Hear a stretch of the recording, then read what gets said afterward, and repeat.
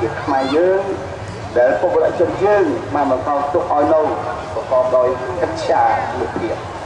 របស់ជាតិបន្តតបជំតិចដែលពុទ្ធជនខ្មែរបានពូជាដីឈាមស្រស់ដើម្បីពុទ្ធហេតុជាតិនិងដើម្បីសុវណ្ណភូមិនៃដែននេះអតីតភាពល្អអំពីភាពបរិបទរបស់គេនៅក្នុងប្រព័ន្ធរបស់សាស្ត្ររបស់ការតាមទីជំនួយបុកដែលយើងបាននឹងកំពុងរកធ្វើឡើងនាពេលនេះស្របគ្នានឹងព្រឹត្តិការណ៍ជាតិនិងអន្តរជាតិដ៏សំខាន់តែខែជារៀបយើងបានសហការរៀបចំក្នុងហានឹងខែល្អទុកសេវាសាធារណៈនិងឯកជនទៅដល់ឲ្យសម័យខាងនៅគោលដៅយុទ្ធសាស្ត្រ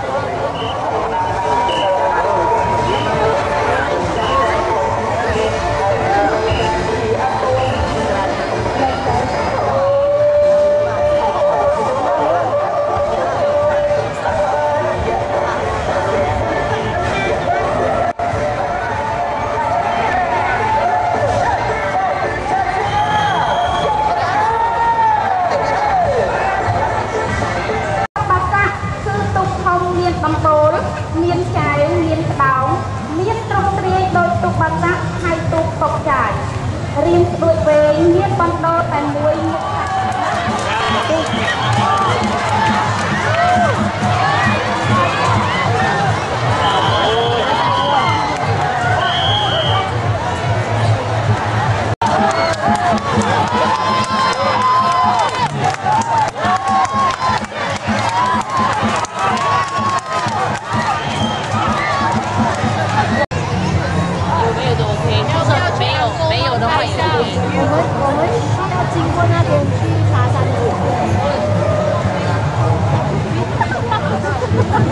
这样我跟陈慧珊，你知道什么吗？